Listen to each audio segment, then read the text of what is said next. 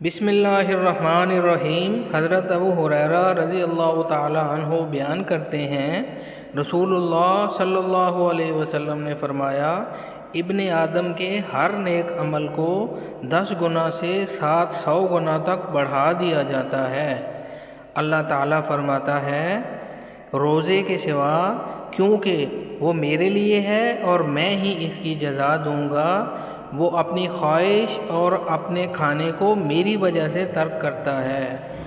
روزہ دار کے لیے 2 خوشیاں ہیں، ایک فرط خوشی تو اس کے افطار کے وقت ہے، جبکہ ایک خوشی اپنے رب سے ملاقات کے وقت ہے۔ اور روزہ دار کے منہ کی بو اللہ کے ہاں کستوری کی خوشبو سے بھی زیادہ بہتر ہے۔ اور روزہ ڈھال ہے۔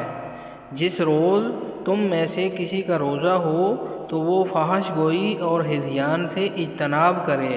اگر کوئی اسے برا بھلا کہے یا اس سے لڑائی جھگڑا کرے تو وہ کہے کہ میں روزہ دار ہوں۔ اللہ اکبر۔